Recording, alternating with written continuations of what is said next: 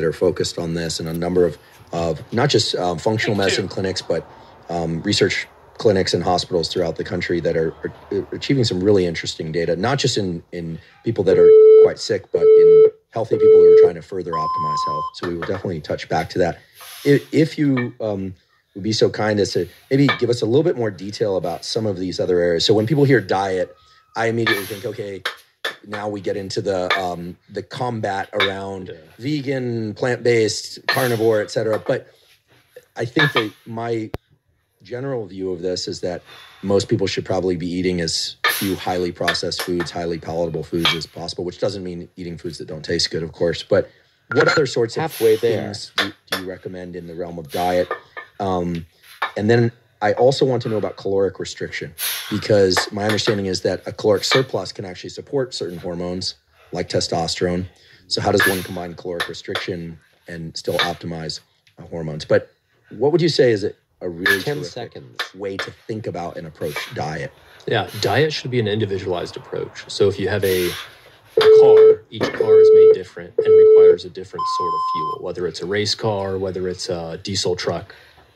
They have different fuels for different performance outcomes. So if you're trying to tow something or you're trying to go fast. So it's the same way with athletes. It's pretty well studied. The more intra-workout carbs ultra long distance athletes take, in general, they do better. I think they've studied this in cyclists quite often. It also depends on your genetics. So you can have a genetic polymorphism and you metabolize carbs and sugar better. Halfway there. Even when they're unopposed by fiber. How does one determine whether or not they have such a polymorphism? I mean, I'm an omnivore, so I do eat some high quality meats, not in huge quantities, but I also eat vegetables and starches. I feel fine. I've never done an elimination diet. I think I did a very low carb diet once, and all it gave me was a lot of psoriasis and poor sleep. So I backed off. I probably didn't do it correctly, but I know a lot of people that do quite well on a very low carb or zero carb diet. Yeah, particularly those who are at risk of cancer because you have less glucose that can be easily uptaken into cells, and then also people with autoimmune diseases. They tend to do well on lower carb diets. Yeah. But yeah, as far as the how do you know, basically you can use your biofeedback, how you're feeling, to guess what you tolerate well, or you can just get genetic testing, which can be fairly expensive, but most of all it requires a physician or someone who knows how to interpret the test accurately. Halfway there. And if someone had the means, or would you say that getting regular blood testing is a good idea? And if so, what is regular blood testing? Is it every 3 months? Is it every 6 months? Of course, the backdrop of life is changing too, stress levels, et cetera. Yeah. Every 3 to 6 months for preventative purposes. At times, 10 you need seconds. blood tests at faster frequencies than that. And then you should also get a blood test when you're fasting and when you're not fasting. So if you're looking for damage to the beach, you don't just look at low tide. You look at high tide and you see what's happening at high tide as well. It's a great way to put it. And in terms of general recommendations around exercise, I mean, I'm of the mind, based on the data that I've seen, that almost everybody should be getting 150 to 180 minutes minimum of zone 2 cardio per week. That kind of could continue while having a conversation, but if one were to exert any more effort, it would have a hard time getting the words out. At least that, right, for cardiovascular health and general brain health and musculoskeletal health, plus resistance exercise. Is that more or less the contour of what you recommend? Yeah, that's more or less the contour. The more you're doing your zone 2 cardiovascular exercise, the slightly less important a long duration of caloric restriction is. Interesting. And that brings us to caloric restriction. Yeah. So it's very clear that caloric restriction can allow one to lose weight, right? This is the classic KICO, C-I-C-O, calories in, calories out. We are not disputing calories in, calories out. Somehow that always has to be stated 50 times in any forum, because of whatever follows, people, I think, will anchor to and assume that we don't mean that. But I know you and I both agree on calories in, calories out as a fundamental law of thermodynamics. Yeah. But it's clear to me that, based on what I've read, that when one is in a slight caloric surplus, hormones like testosterone can be optimized. But is that true for somebody who's showing up with excessive body fat? How does this all work? Because body fat is manufacturing enzymes that convert testosterone to estrogen. So in other words, how does someone know if they should use caloric restriction or avoid caloric restriction? Yeah. Here's how to parse that out.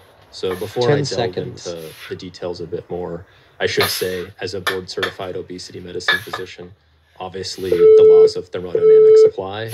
And then in addition to that, there is nothing special about intermittent fasting or caloric restriction or exercise when it pertains to losing body weight in general. When you do lose weight, about 33% of that is lean body mass, and about 10% of fat cells, adipose cells, are actually lean body mass as well, because it has proteins and water and things like that in it too.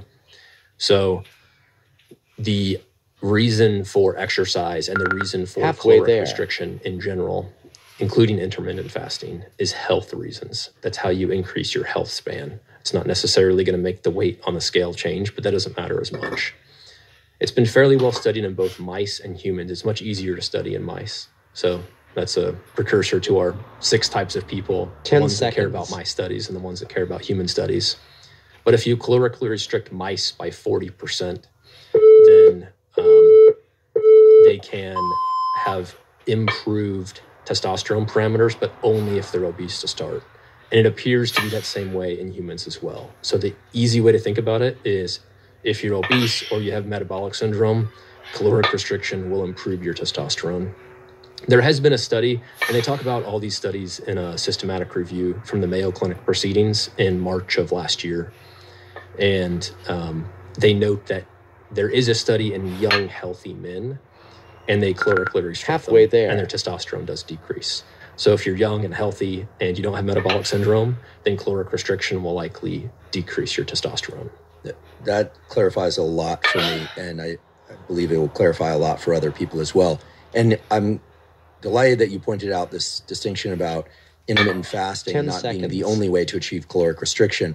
There are a number of young, healthy, or older healthy people I know who like using intermittent fasting, even if they're not trying to lose weight, for a couple of reasons. Some believe that it might extend lifespan. I think that's still a bit of an open question. It's a bit of a hard experiment to do because the control group is no one wants to be in the control group, as I say. It does in mice. Right, exactly. Captive audience. Exactly.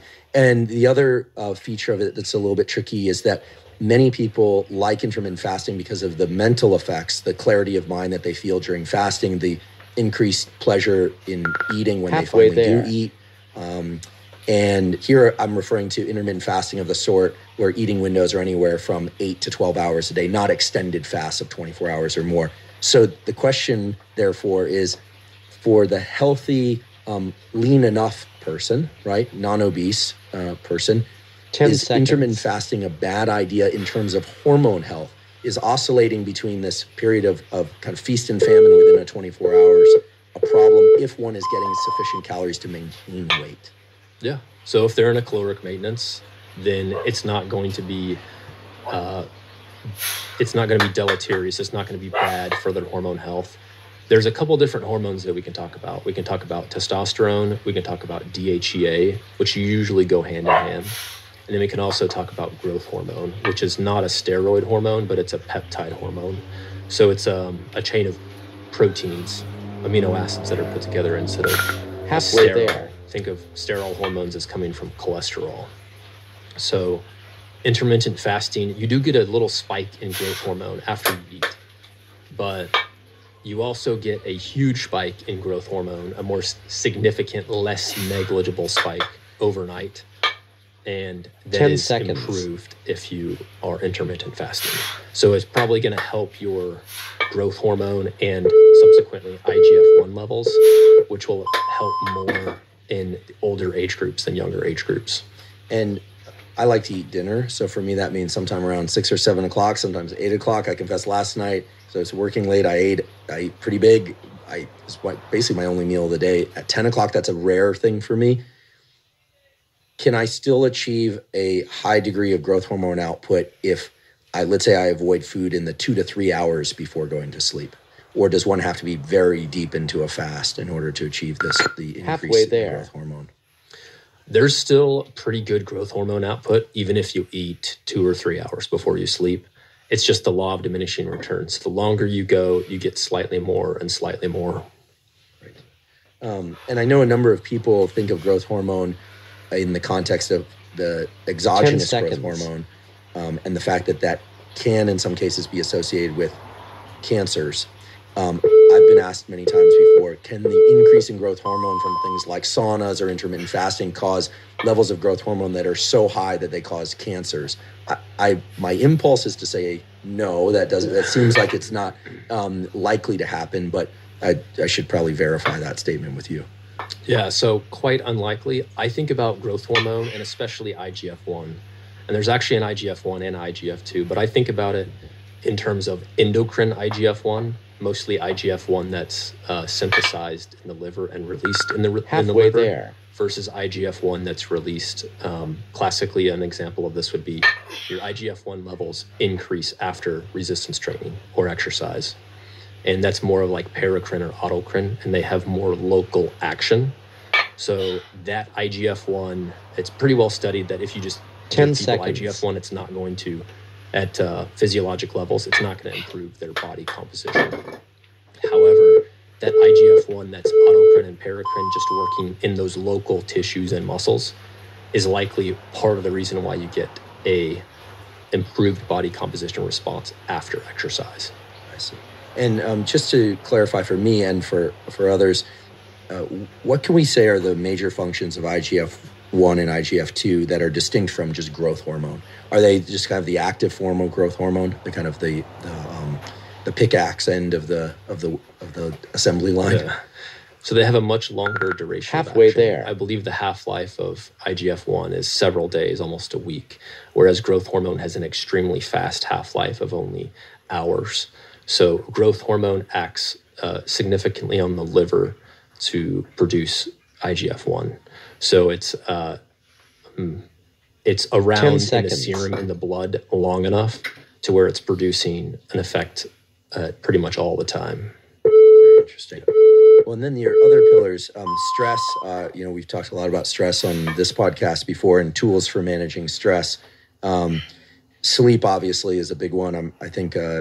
If nothing else, I will either put people to sleep with my podcasts. Certainly not this one, but my solo episodes, or hopefully convince people that sleep is the foundation of mental and physical health and performance. Are there any aspects of hormone optimization that can improve sleep? I know sleep can improve hormone optimization, but are there any aspects of hormone optimization that can improve sleep?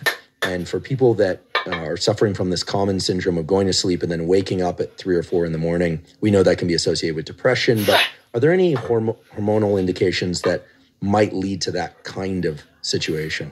Yeah, there's 3 big ones. The first one is not super 10 common, seconds. but it's a very direct correlation. If you have a growth hormone deficiency, a true deficiency, whether you're an adult or a child, then your sleep is likely going to be affected. And let's say you're a child with growth hormone deficiency. Once that is replaced with therapy, your sleep is going to get significantly better. The second one that's a very common scenario is if you're having what's called vasomotor symptoms of menopause or vasomotor symptoms of andropause, which are also applicable. And that's where your progestogenic activity, so your main progestogens are progesterone and then pregnenolone and then 5-alpha, 3-alpha progesterone, which is where are those manufactured in the body? So they're manufactured in a few places. In men, they're manufactured some in the testes, in the Leydig cells. In women, they're manufactured in the ovaries until menopause. And then they're also manufactured in the adrenal 10 glands. seconds. So if you're pre-adrenopausal, where your adrenal glands are still working fairly well, you usually still have a decent amount of progesterone around. And this can be measured too. So after menopause, women make progesterone from their from their adrenal glands. If that progesterone crosses the blood-brain barrier, especially if it's 5-alpha and 3-alpha reduced, so it's modified a little bit, then it is both a GABA agonist, which helps sleep, just like GABA does, gamma-aminobutyric acid, the main inhibitory neurotransmitter, of which lots of things work on. Alcohol works on GABA as well. Gabapentin also works on GABA. Migraine medicines, many of them work on GABA. benzodiazepines, and also non-benzos. So an example of a benzo would be Xanax. An example of a non-benzo would be Ambien. So those all work on 10 GABA. seconds. So GABA is also helped by the progestogenic activity as well. That's why a lot of women in menopause feel like their sleep is much worse, is because they have Last lower round. activity of those progestogens. And for men in so-called andropause,